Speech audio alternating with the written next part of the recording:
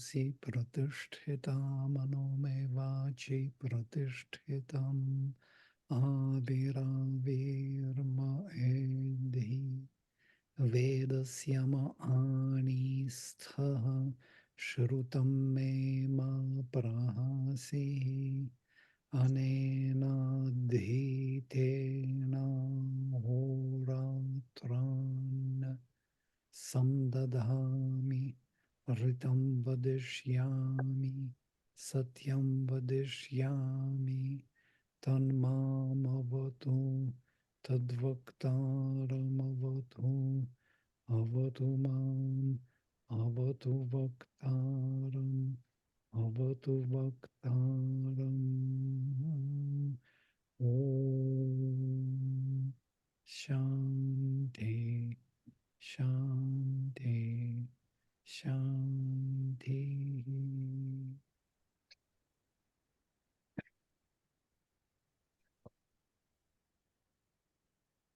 All right, we are number 6. Agnir devebhih manushascha jantubhih tanvanah yajnam purupesha samdhiya radhir antariyate sadhat ishtibhih jirodamuna abhishasti chatanah. The fire with the gods and creatures born builds by the thought of man the sacrifice in its many forms. He moves between earth and heaven as their charioteer, bearing them to the achievement of their desires. He is the swift in motion, and he is a dweller in the house who drives off every assailant. Vladimir, could you please expand, increase the size? It's difficult for even me to see. Yeah, thank you. Right. So, Agni devebhih manushascha jantubhih. So, with gods and with the creatures, jantus, of from Manus, from the Manu, who is our kind of the mental framework for humanity. So he, with these two, with the gods and human beings who bear the mentality, tanvanach, spreading yajnam, the sacrifice, pulls or extends the yajnam in time and space, purupeshasam, decorated or adorned in many different ways by the thought, by the higher concentration, the I'm just going word by word. Rathi, the charioteer, antariyate, moves in between the two firmaments, usually moves in between the two. Sadhat, leading towards the goal. Ishtibhih, by the ishtis. Ishti can be desired things, or ishti can be by the sacrifices.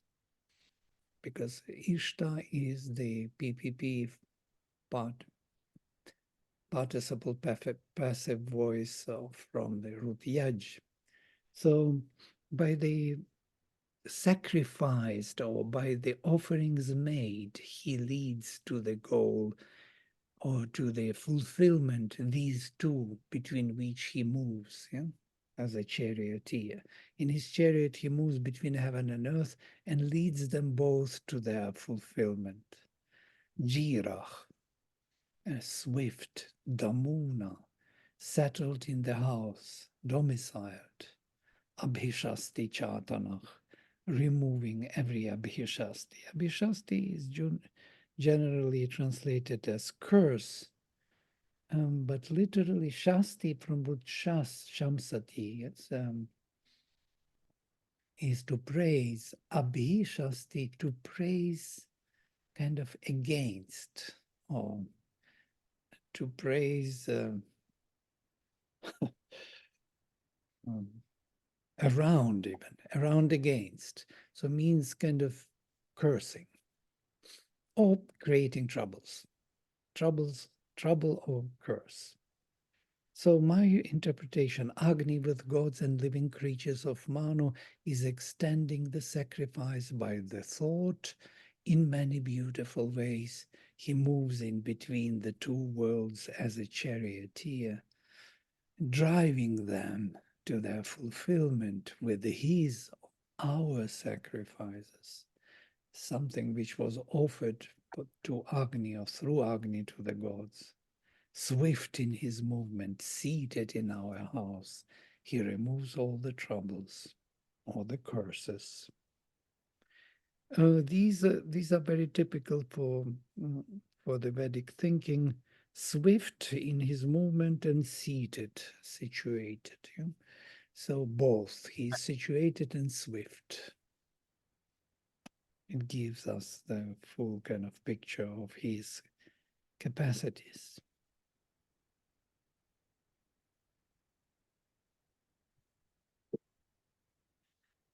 And then number 7, Agni, Jarasva Suapatya Ayuna Ayuni, Urja Pinvasva Samisho Didihinach Vayansi Jinva Brihatascha Jagrava Ushik Devanam Asi Sukratuh Vipam. I'm adding here sometimes these padapatkhas are split into the words. You see, each word is separately. Sometimes sandhis make it difficult to decide what was soapatyach. It could be soapatyach or soapatye by sandhi. So I need padapatha to show me that it was the locative case and not nominative. Yeah, otherwise we don't know. Simply, we can't decide. Only padapatha can help us. That's why when they study or learn these texts by heart, they learn in Kramapatha, in Mantrapatha, as mantra sounds it, and then Kramapatha in different selections of the words, in different order of the words, and Padapatha, which is giving each word separately standing. Without Padapatha, sometimes it's impossible to translate properly. O fire, come near to us. That's how Sri Aurobindo translates Jarasva.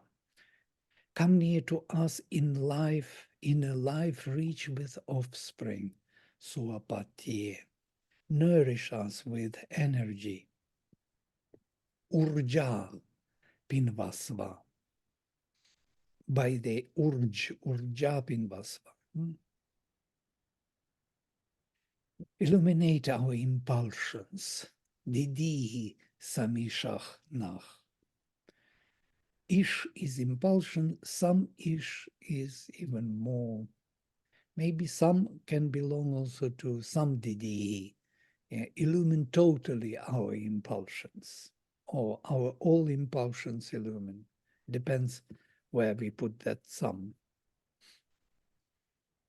Animate in us the extending power of the vast. Vayansi Jinvad, animate, make alive, enliven. Vayansi, extensions. Vayas is the age, from root V to weave, the same etymology. It's a tapestry which is woven by the thread of life through time and space. And that's what we call the age. Our age is that kind of tapestry we weave through our life. Yeah?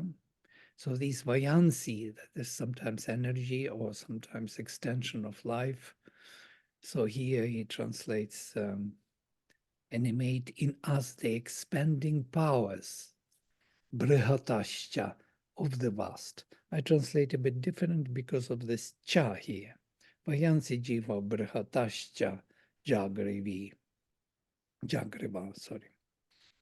So, a wakeful flame, jagriva.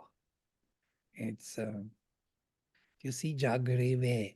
We would never know that it is vocative. Well, we know because there is no stress.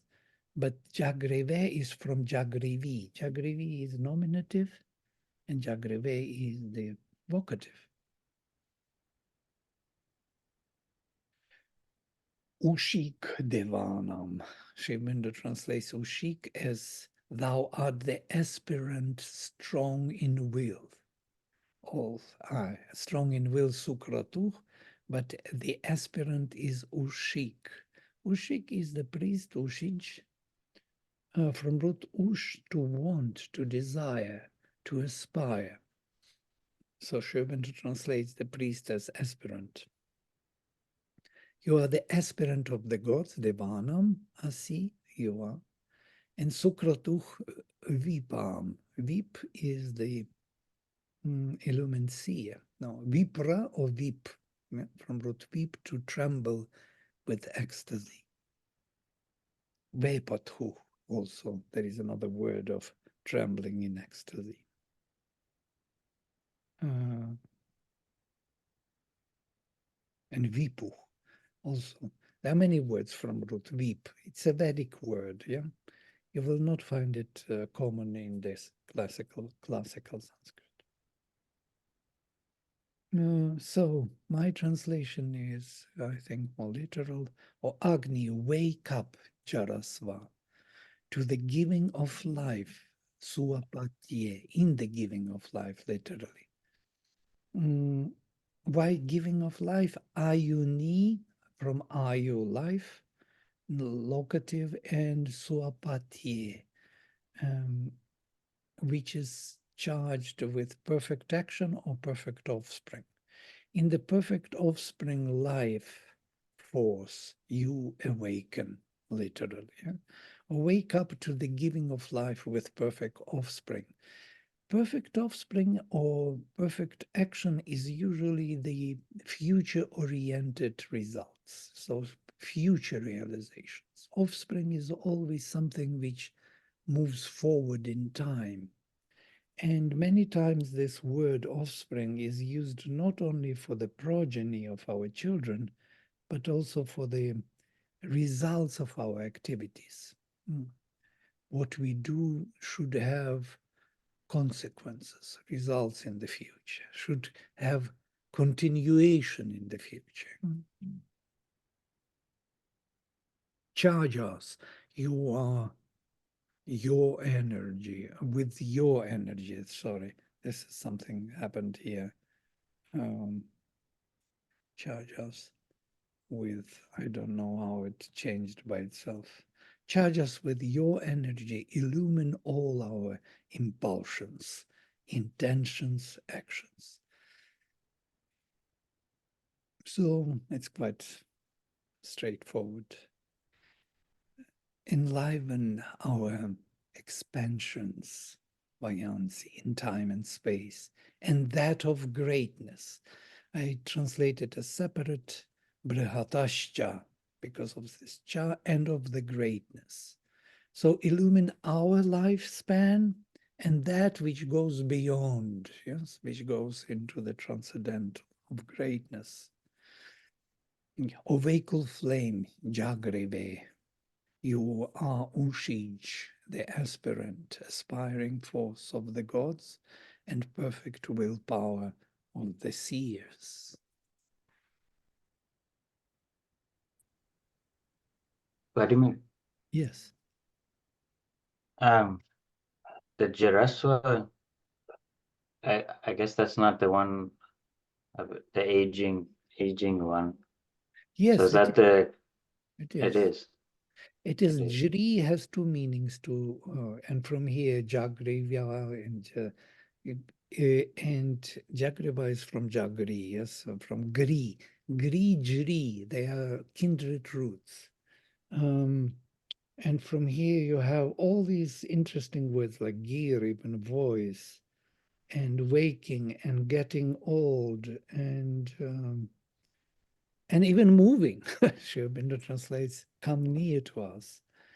There are these kindred roots with jiri giri, which have some very interesting kind of field of application, yeah, contextual meanings. Even glossa, glass, the voice, gear, yeah, to voice, to wake up, most probably waking and voicing are somehow related in the mind of the rishis, yeah. And also wearing out, becoming worn out, that means getting old, because being active. So these are contextual applications which generated these meanings of getting old, and waking up, and voicing. If you think deeper, you will find where they connect to the root, kindred root. Thanks. Yeah. And the pin was for because it's Atmanepada. I mean, could Mhm. it mean that Agni should Yes, himself it could be. go? Sri Aurobindo here, yes, translates as active. Yes, you're right. You see, Elizarenkova translates it become fat, become full of energy yourself, not feed us with energy. Because of Atmanepadam, correct. So I guess it can be both, yes, kind of feel, kind of become full of energy in us, you can say, uh, Right. in our life span, which has the future offspring. Mm. And because illumine us next, yeah, illumine our activities. That means it's somehow meaningfully related to us, even if he is himself becoming full of energy, but in us. Yeah. Most probably that's why Sri Aurobindo doesn't bother to go that way. Right. And then number 8. Vishpatim Yahvam Atithim Narach Sada Yantaram Dhinam Ushijam Cha Vaghatam Advaranam Chetanam Jata Vedasam Prashamsanti Namasa Juti Bhih Vridhe.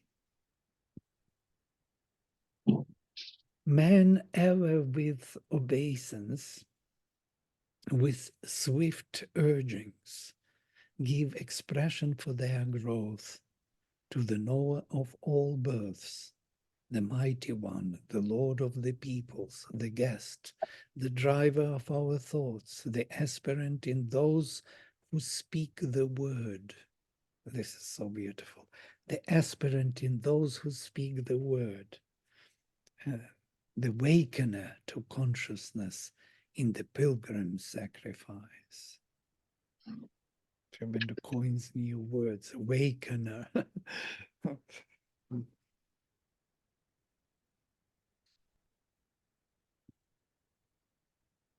These are all epithets. Yeah? The Lord of the people, Vishpati. Vish is from root Vish, actually, to enter, because Vish is Vaishya from here, people, is actually from the root to enter. We are all souls who entered into this manifestation, and we are the people. People to people also, to populate, yeah, to dwell. We are population. So to say, we entered into this manifestation, and he is the Lord of all those who enter. Yahman, him as the ever young, full of energy, guest, Atithim, Narach, the man always praise, prashamsanti sada. As a ruler, prashamsanti is in another line, yes, here. And sada is here. Sada, yantaram, and then prashamsati comes in the next line. Sada prashamsanti yantaram, as the ruler, dhihinam, of the higher thoughts, of the dhis. Ushijam, as the ushij, or the aspirant of the priests, Bhagavatam, singing hymns. Shibindra translates as much more beautiful. Those who speak the word, aspirant in those who speak the word. Advaranam Chetanam, the consciousness of all the Advaras. Advara is the pilgrim sacrifice. Jata Vedasam, the one who knows all the births. Prashamsanti, the man prays constantly, always, namasa, with obeisance. Jutibhih, and with speeding up, vridhe, for the growth. Now, the speeding up, interesting, increasing their intensity or speed for the growth. So the intensity is to be increased. You cannot do it with the same intensity all the time. Yeah? So you will have to, why Juti Bhih? Interesting word. Namasa Juti Bhih Vriddhe. Juti Bhih Vriddhe is like one phrase. Speeding with speeds for growth. Vriddhe is dative case from Vridh. These roots in Sanskrit, in Vedic Sanskrit, are used as with dative. Simple root with dative is like an infinitive in classical Sanskrit. Yeah, to grow.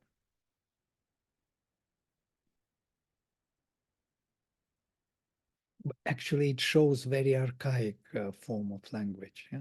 You take root and put it into dative case, and you have infinitive. Very simple for growth, because growing is vrid. Yeah?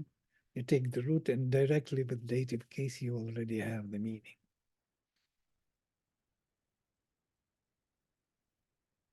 Vibhava devak suranach parikshitih agnir babhuva shavasa sumadrathach tasya vratani bhuri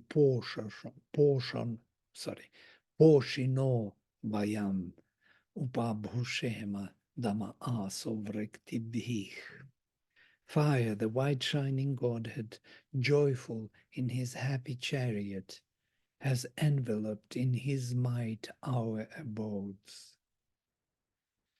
With complete purification may we obey in the house the laws of work of this giver of our manifold increase. These are very complex meanings. Our mind is not capable of handling them at once. Yes, we need to go back and dwell again and again until it is becoming clear what is meant to be. So vibhava, shining vast, or with this vast flaming or light. Vibha, light, V, vast, light, Va is one. Yes, the possessor of the vast light, literally. White shining Godhead. Devach, Suranach, perfect in battle. Rana is battle, Suranach is the compositor. Parikshitich, around all the kshitis. Kshitis can be our dwellings, or even those who dwell, peoples, around the peoples or around the dwellings. Agni babhuva, Agni became, Shavasa by his force, Sumadrathach with his perfect chariot, enveloped all the dwellings. Yeah. God shining white, perfect in battle, surrounded all our dwellings by his power in his happy chariot. We would like, or may we serve or become the movements of the nourisher or fulfiller with our perfect hymns in our dwelling. This is my interpretation. There are possible different readings. Yes, Shobinto gives notes. Has enveloped in his might our abodes, or the worlds of our habitation, which is very close to it. And the second one, may we obey, he translates also possible as may we approach with reverence. Bhushema. The word Bhushema is quite interesting. I believe that it is the desertative, ancient desertative form, which is not reduplicative from root Bhu. This happens that some ancient forms are not always reduplicative, especially for desertative, like we have another Shiksha from Shiksh, from Shak, not reduplicated. Bhush. And if you look into the meaning of Bhush, because Bhu is to become, and Bhush would have a meaning to strive after, literally to want to become, to use efforts for, to be intent upon, yes, to seek, to procure. This is interesting because this is the desertative meaning of becoming. Wanting to become, wanting to be. So it's kind of, that's why I say, may we become the movements directly, vratani, the movements or the actions or the laws of actions of the Agni, of the nourisher, of Bhuri Poshinach. This is genitive case of the one who is portion, who is feeding or nourishing or fulfilling all or many, of the one who fulfills many, of his, for may we become his actions. It's even more direct, beautiful. We would like to serve or to become the movements of the nourisher or fulfiller with our perfect hymns, suvrikti bihich, in our dwellings, dame, in the house. Now, suvrikti is interesting also. It's actually from rich, and su rich introduced this v there and can be confusing from root vrich. Yeah, it's not vrij, it's rich, rig Veda. So su rikti bih, with the words, with the hymns of the Rig Veda perfectly spoken.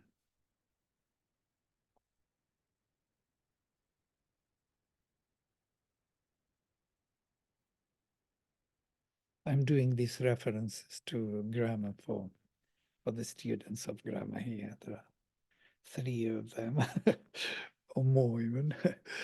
So it's kind of interesting to know, to notice these things. And then Vaishvanara Tavadhamani Yachake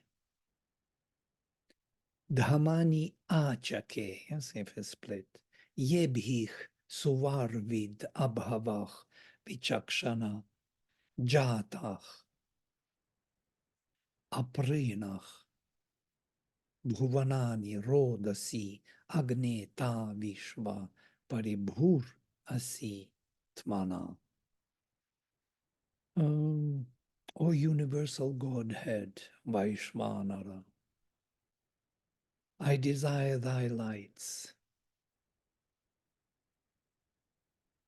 by which thou becomest, O all-seeing, the knower of the sun world.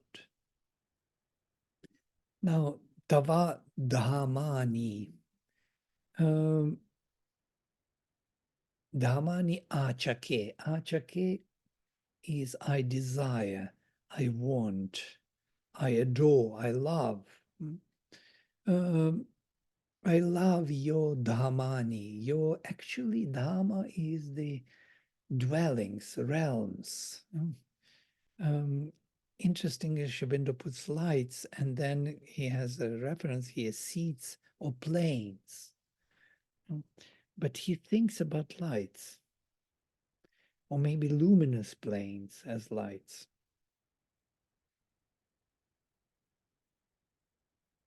So, Tava, your Dhamani, your realms, yes. I adore Achake, by which you become a discoverer of the sun world. Yebhich, literally, by which. Sovarvid abhavach. You become Sovarvid, the knower of Svar, of the sun world. Vichakshana. Vichakshana, Sri Aurobindo usually translates as all-seeing, or vi, vast, chaksh, seeing.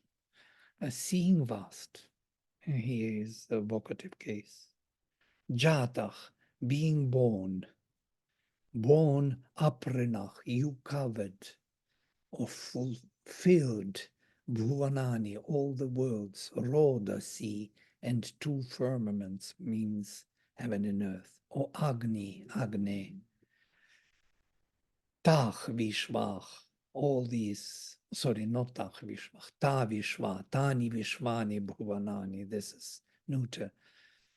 Paribhuhasi, you enveloped from all sides, Tmana, by yourself. Now, Tman is the Vedic word for Atman in the classical Sanskrit, yes? In the classical, you will not find Tman anymore, but in Vedic, it is very often.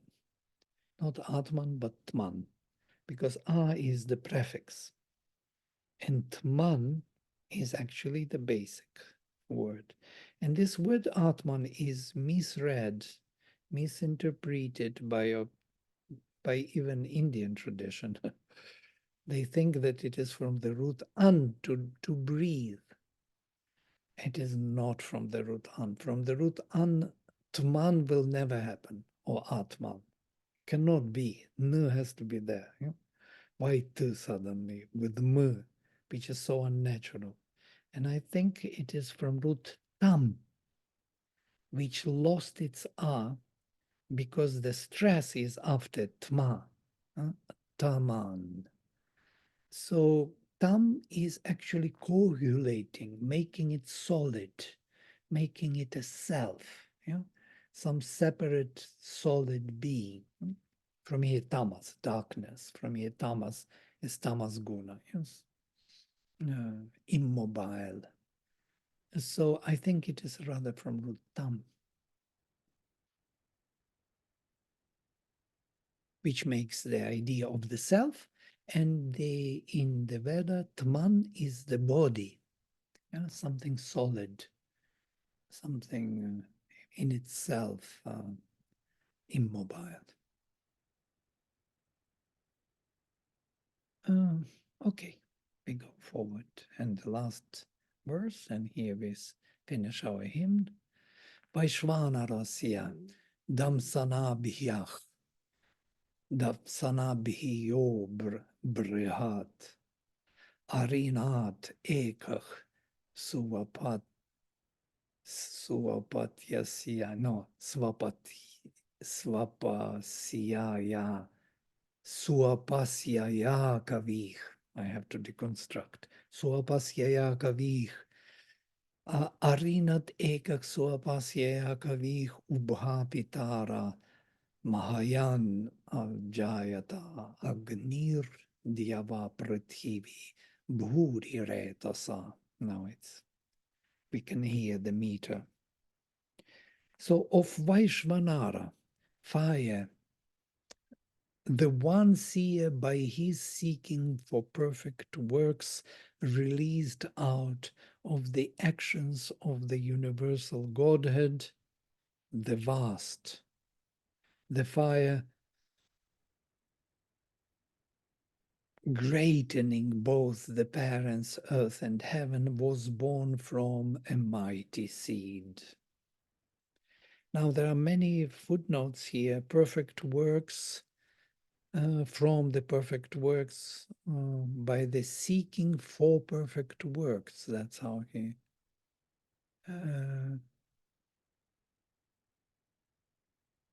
Interesting. He translates it in the instrumental. Let me read mine, which is more first mine, and then, because this verse is difficult. The one poet, Ekach Kavich, by his perfect action, su apasya yaya, apasya ya.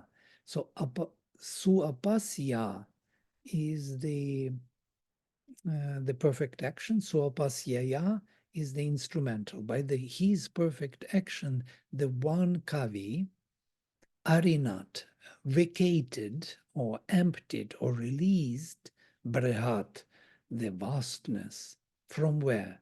From damsanas biach, from damsana. Damsana is the skillful action of whom? Of Vaishvanara. So from the skillful activities or perfect activities or creative activities of Vaishvanara, the one poet with his perfect action released the vastness. Ubhapitara, and both parents, Mahayan, made great. Ajayata, born, making great when he was born. Agni Dyava Prathivi Bhuri Retasa, by the vast and powerful stream he made heaven and earth great. Now the Retas is translated as seed, but it is from re root, and from basic re root to flow. Retas is also a flow, yeah, a stream, very powerful stream.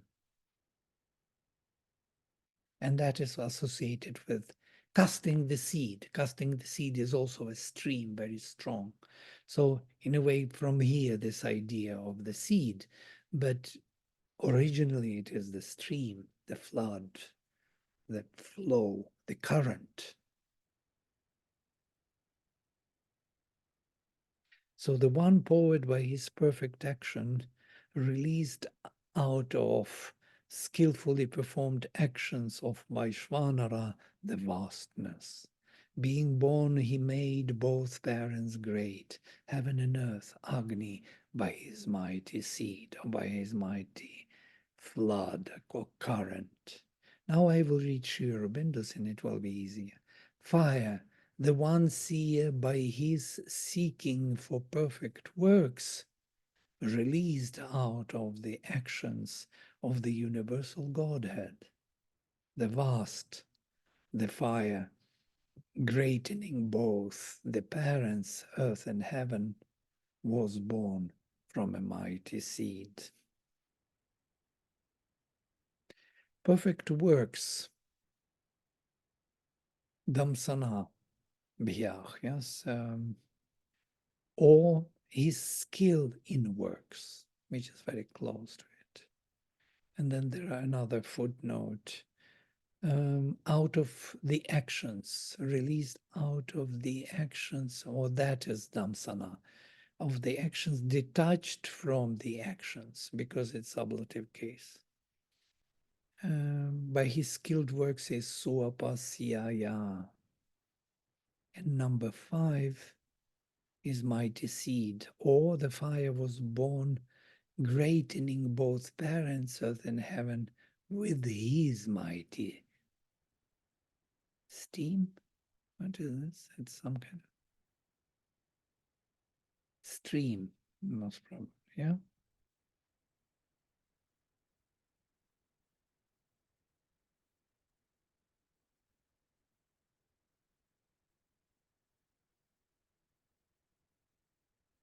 It's a misprint in the book because I copied from the book. Steam cannot be from Retas. Can be? Retas as steam? No. I think you're right, stream. All right, so here we are at the end of this beautiful hymn. This hymn was difficult for some reason, and the imagery is difficult and unknown. I started to kind of, it's easier. Other hymns are easier. This one is somehow very cryptic. Not everything is clear. Though the words are clear, but the whole flow of meaning is somehow cryptic. Yeah. How do you get the Dam Sanab Bhio? Dam Sanab here? Yeah, it's a deconstruction of the rhythm, yeah, because this Oh. bhiach is the ending, yes. So it's a plural. So it's a plural Right. ending. Yes, Okay. it's a plural ending from Damsanas, from his, Okay. yeah. And bhiach because of the meter. Whenever we have these samprasaranas, these kind of, when you have e plus, when you have ya or va, usually it can be deconstructed into two syllables, like suar from svar, yes? Damsana bhiyo from damsana bhiach. When the meter requires one more syllable, that is where we are coming to these some prasaranas and undo them so we get the flow of the meter. Actually, this Right. is the deconstruction which was done by the Harvard University. I'm still using it. Sometimes, very rare, like 10%, I don't agree with their deconstruction, and so I do my own and undo some other samprasarana. Yeah? Suapasyaya, yes, they do. Arinat ekach suapasyaya kavich, which is nice. Suapasyaya. But could be differently done. Swapasiyaya, yeah, but it is a heavier. Better suapasya, it's more natural. Suapasya. Yeah. You will be So doing then also, Damsana yeah? Damsana is in feminine then. Yes, Should be. damsana. By the way, all these words can be in 3 different genders. Usually they are freely choosing the gender for some reason. Most probably not totally freely. There is a meaning loaded into it. When that is feminine gender means this is the Shakti's action of Vaishvanara. He's Shaktis.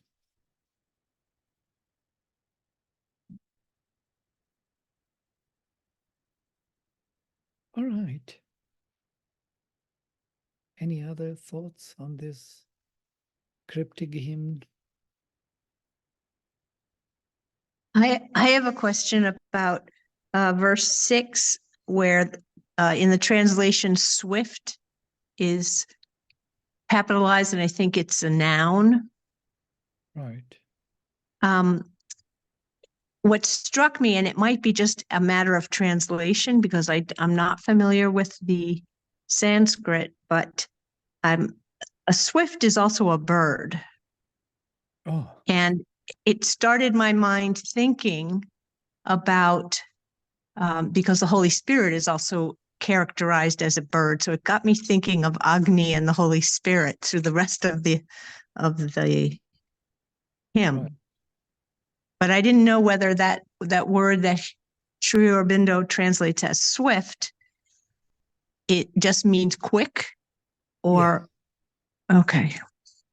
Usually swift is quick, and for example, Ashwa, he often translates as swiftnesses, Ashwa, yes, as swiftnesses of the spirit. So it's an interesting, very spiritual kind of term for the spirit to be immediate in his action, yes. without delay, or at least speedy in his application. So these forces of the spirit, ashvas, are of that swiftnesses. They're swiftnesses of, and that's why they pull the chariot, chariot in which the deity is there, like Agni sits in the chariot, or Indra, and he has horses or swiftnesses which can carry him anywhere he wants very quickly. There is certain delay there. That's why swiftness is most probably, it's not an immediate, because immediate is only Brahman. We see it in Isha Upanishad, where it is said that the gods run after him and cannot reach him because he is actually immobile. He is unmoving faster than them, because they try to reach him, and with their speed, they can never reach him. It's like a carrot in front of the donkey, so it's always there. So however speedy you run, you will not reach the carrot. So this is something of the kind. But speed is the property of the mentality of the mind, I think. Mind has a very high speed, and it's always compared with the mind, speed and mind. So if you even try with your mind to measure the speed of the mind, you will see that it has a certain delay. It's not immediate. Thought has a delay. It's interesting. In time. You just experience it. You try to think something. You will feel, there is a gap. You have to cross the gap. You always have to reach out, as it were. Is the gap the thought, or is the gap the word? The gap is the space which is separating your activity of consciousness in this time and space manifestation. So in this manifestation, there is always a delay of the action of consciousness, and the delay is manifested in the way of thinking. Even if you look at the stars, I was kind of trying to do this when I was younger. Look at the stars and try to reach them with their thought. You will feel that it takes like a second or half a second. You cannot totally immediately reach even the star with your thought, which you see with your eyes. So there will be a delay even in there, not to say in your own thinking. There's a constant delay. But it is a very speedy action of consciousness. Thought is a speedy and very powerful action, but with a delay. And the higher we come, the less delay is there. And when we reach to the supermind, to the supramental thought, there is no delay anymore. In supramental thought, the thought is immediately effective, but immediately because there is no time there. So everything what you think is embodied in a particular form immediately. You get what you think you have. What you have, you think, with no delay. Here, it's always a delay. You think first, and then you try to make it, and it will take a long time to get there. I guess what I'm asking is that because we think in language? Is it possible to perceive non-verbally and then we have to translate into a word? Is that the delay? And language is also a part of the same process. We think because of language. I think language is a part of the same delay, which is the cause of language being delayed. Not that language creates the delay. Nietzsche, actually, what you say, Nietzsche thought the same way, that because of language we have a delay. And but it is, truly speaking, delay is there by default, which is projected into language, into thinking, into seeing. Notice delay in seeing. When you move your eyes to some object, any object, you will feel the delay. Half a moment is a delay. Just look at anything, just to see it fully. You will feel whoom, whoom, whoom. It's like it's a subjective feeling. It's an amazing thing. So you're saying it in order to apprehend in any way, there's a delay between the reality and when you're able to Yeah, hold on to it in some way. Right. Okay. This is the delay in the mind, absolutely. The same delay in the speech, the same delay in the hearing, because we are in this gap. We are not one. Yeah, you are there, I'm here, and we are actually one, but we are not one, and that is the delay. Vladimir, Mm. Vladimir, so this thing that you're calling delay or let's say lag, isn't this also the thing that really builds the world? Because it is due to this lag that we have persistence and things stay and they become solid. Yeah, And we have things like memory because we are able to sort of like draw lines on water and we have a form and shape and everything. yeah, it's all due to this delay. You know, this delay is beautifully described in this myth of creation, where Indra and Brihaspati were together. This is the myth which we know very well. Indra was the first student of Brihaspati. Brihaspati is the lord of the divine word. He was the teacher of the gods. He was teaching them Sanskrit, by the way. First Sanskrit teacher was Brihaspati. And his first student was Indra, the lord of the divine mind, who creates the delay.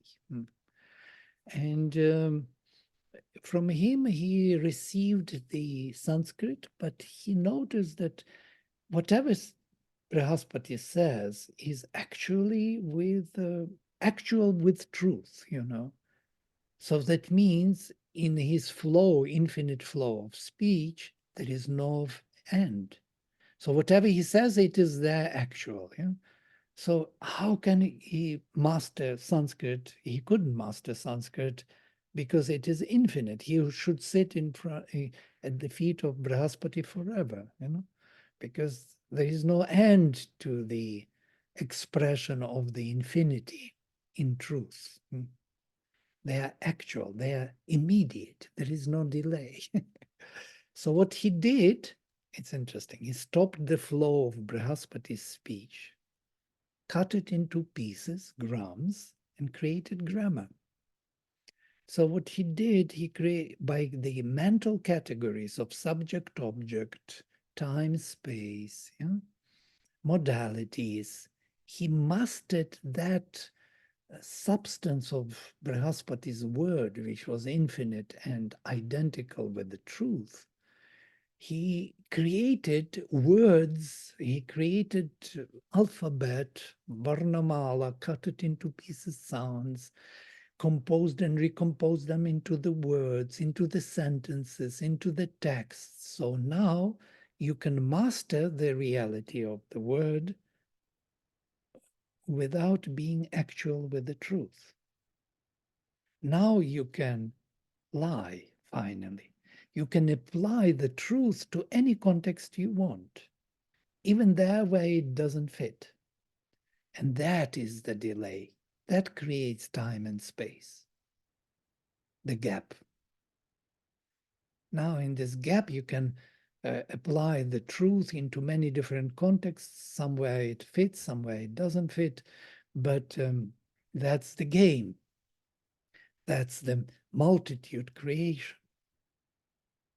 That's the gap between us now. And through language, through grammar, we recompose the oneness. We recompose the unity, constantly recomposing. You know? Because it is there implied in Brihaspati's word, but it has to be recaptured here in time and space. This is a beautiful myth which explains that delay by the mind. Grammar is the delay. It's a very interesting type of delay. Yes? It is very categorical, very clearly made, cut.